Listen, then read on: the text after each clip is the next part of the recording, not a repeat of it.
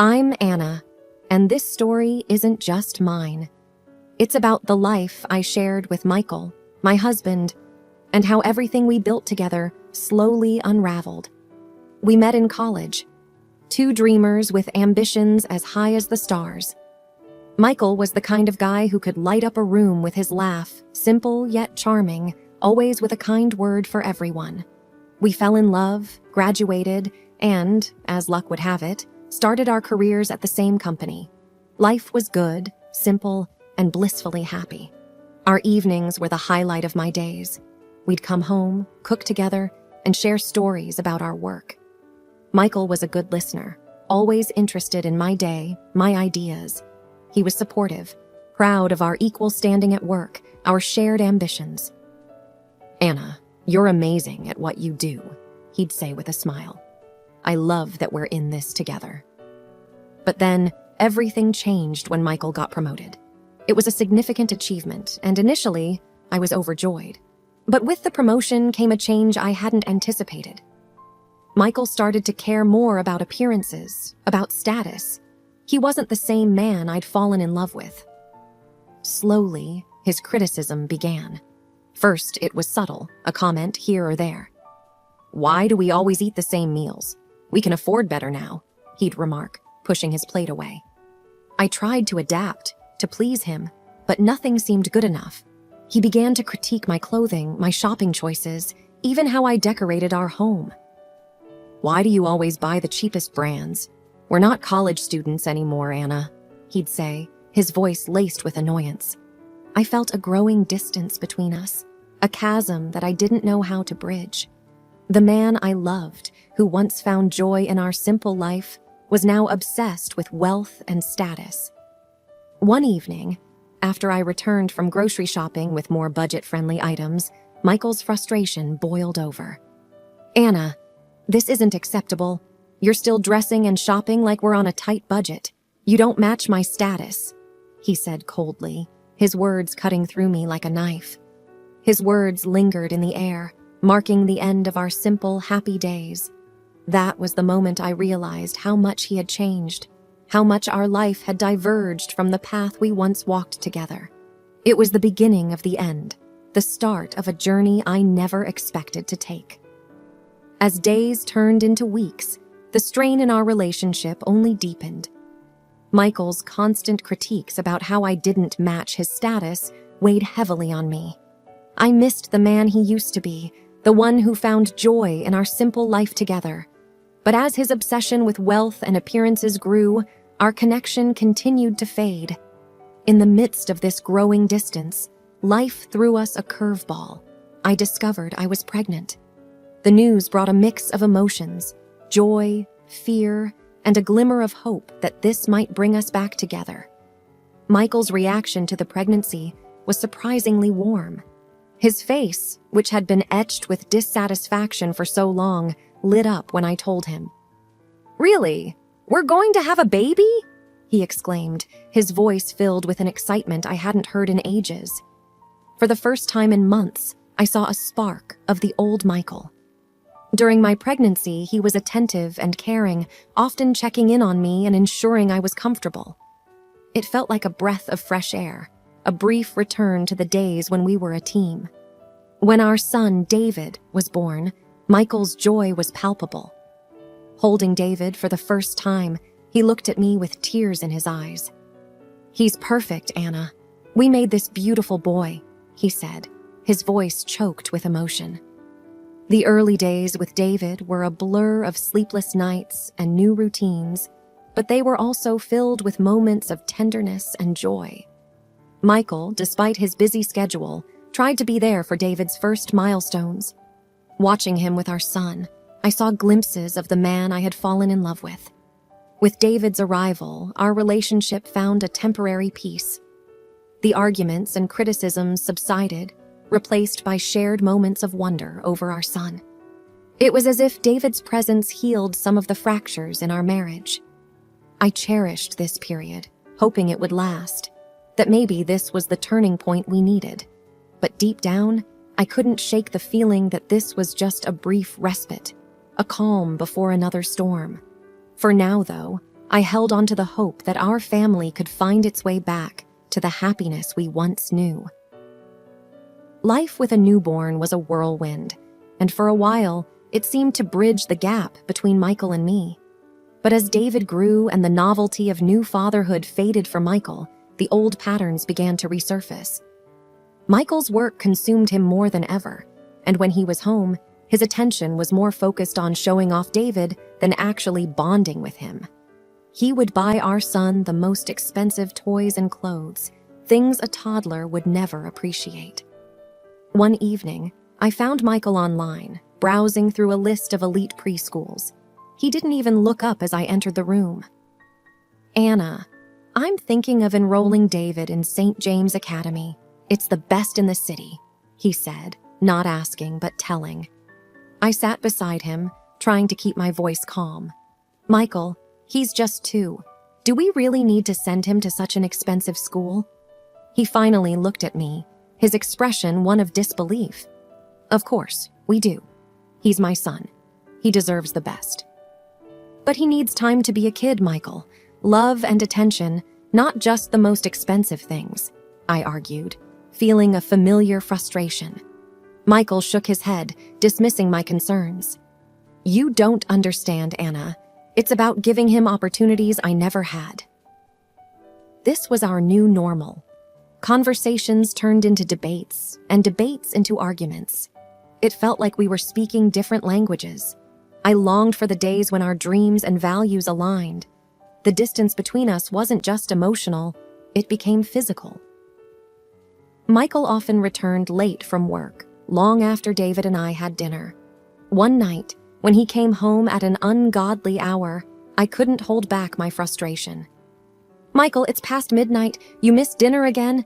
David asked about you," I said, my voice laced with exhaustion.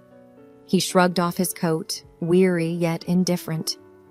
"I'm the head of the department now, Anna. These late nights are just part of the job." "But what about us, Michael? What about your family?" I pleaded, hoping to reach some part of the man I married. He paused, his face a mix of fatigue and annoyance. "I'm doing all this for our family, Anna. You and David are living comfortably because of my hard work." I wanted to argue, to tell him that comfort wasn't just about money, but I was too tired. It was the same argument, and I knew I couldn't change his mind.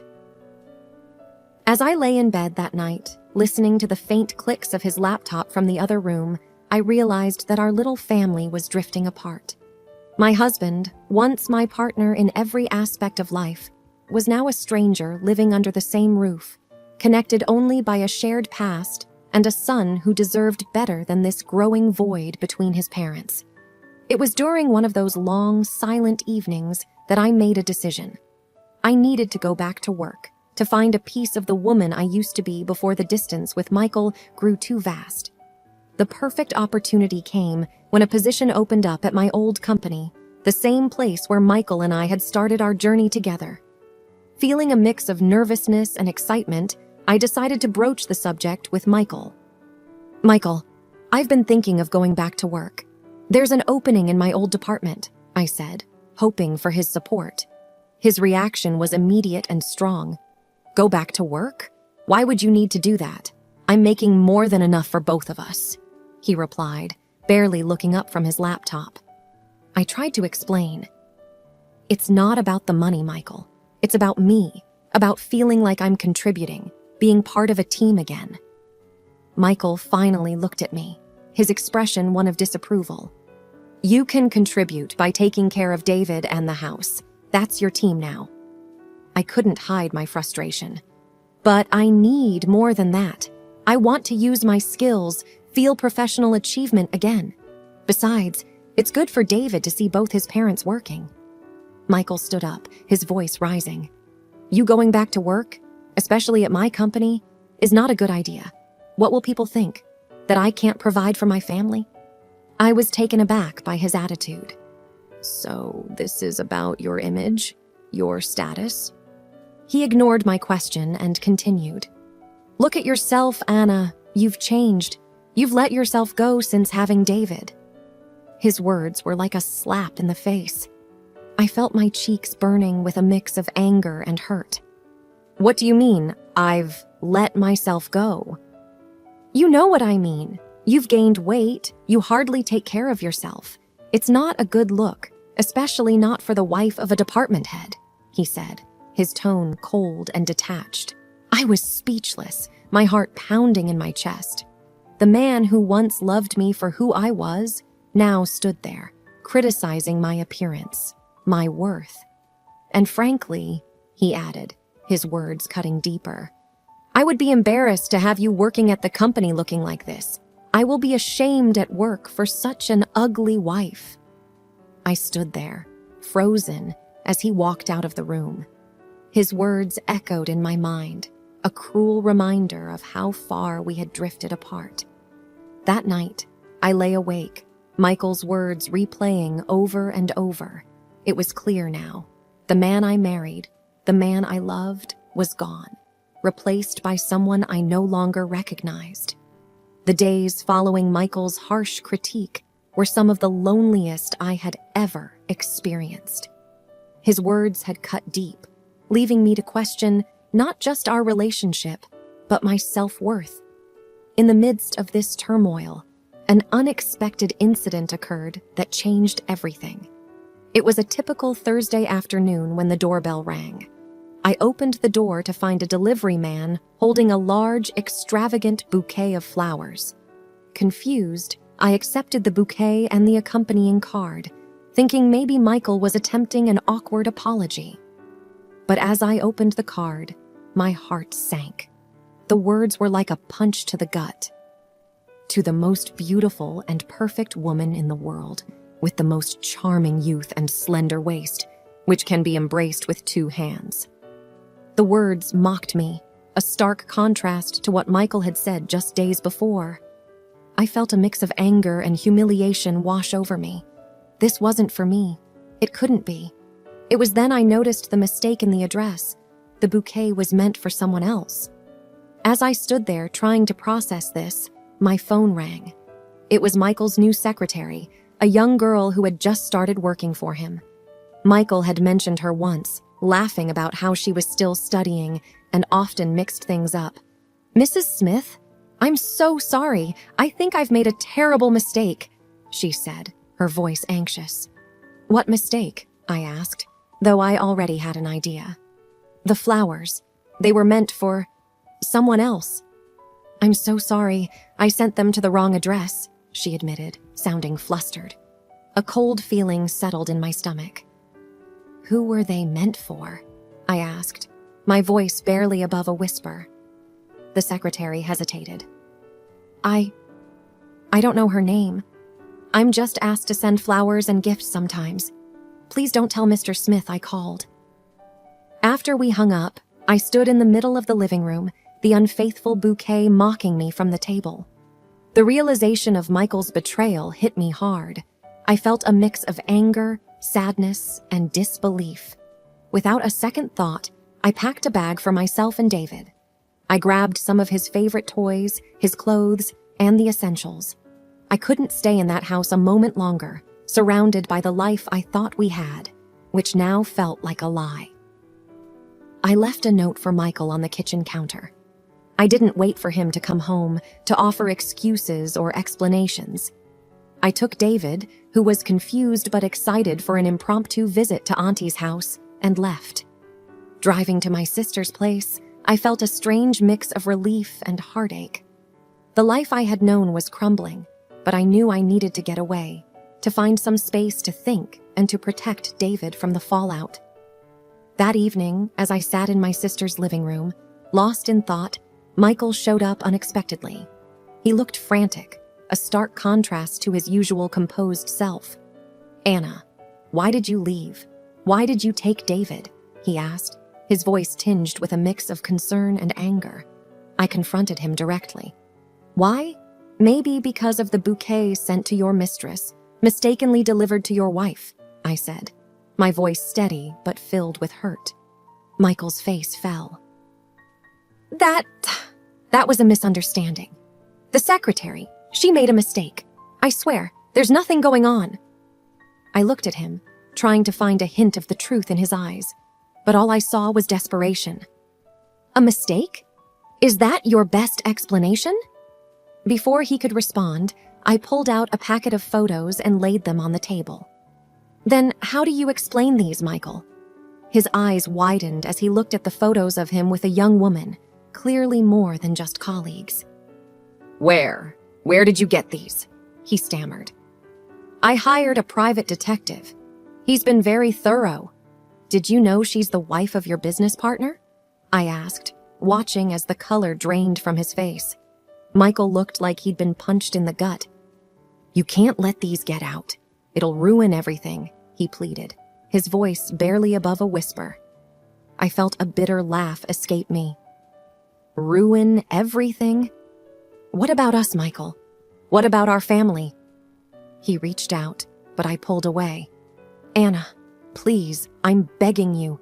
Forgive me. I can fix this. But it was too late for apologies, too late for forgiveness. Forgive you after you've lied and cheated? I can't, Michael, I won't. I'm filing for divorce. And these photos, they'll ensure I get what David and I deserve. Michael looked defeated, his shoulders slumping as the reality of the situation hit him. Anna, please. But I had made up my mind. No, Michael, you've made your choice. Now I'm making mine. As he left, I knew that this was the end of our marriage. The evidence in my hands was more than just proof of his infidelity. It was the key to a new beginning for me and David. The road ahead would be hard, but I was determined to rebuild our lives, free from lies and betrayal. The following weeks were a blur of legal meetings and tough decisions. I had initiated the divorce proceedings, armed with the evidence of Michael's infidelity. Despite the turmoil, there was a sense of determination within me. I was fighting not just for my own dignity, but for a better future for David. One afternoon, I met with my lawyer to discuss the details of the divorce. We have a strong case, Anna. The evidence you provided is more than enough to ensure a favorable outcome for you and David, she said, her voice confident. I nodded, feeling a mix of relief and sadness. I just want this to be over. I want to ensure that David is taken care of. My lawyer assured me, we'll make sure of that. You'll have custody, and with Michael's position, child support won't be an issue. As the days passed, the reality of my new life began to set in. I was going to be a single mother, a role I never anticipated. But I also felt a growing sense of empowerment. I was making decisions, standing up for myself and my son. The final hearing was a tense affair. Michael and I sat on opposite sides of the courtroom, the air thick with unspoken words. When the judge granted the divorce, citing Michael's infidelity, I felt a weight lift off my shoulders. I was officially free from a marriage that had become a source of pain and betrayal. Outside the courtroom, Mikhail approached me. Anna, I'm sorry. I never wanted it to end like this, he said, his voice laced with defeat. I looked at him, seeing the man I once loved, now a stranger. It didn't have to be this way, Michael, but you made your choices.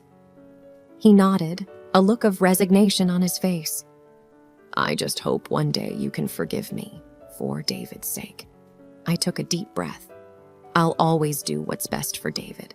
But as for us, there's nothing left to say. Walking away from the courthouse, I felt a sense of closure. The divorce was not just the end of my marriage, but the beginning of a new chapter. I had stood up for myself, fought for what was right, and in the end, I had come out stronger. The finalization of the divorce marked the start of a new chapter in my life. It was a time of rebuilding, not just for me, but for David as well.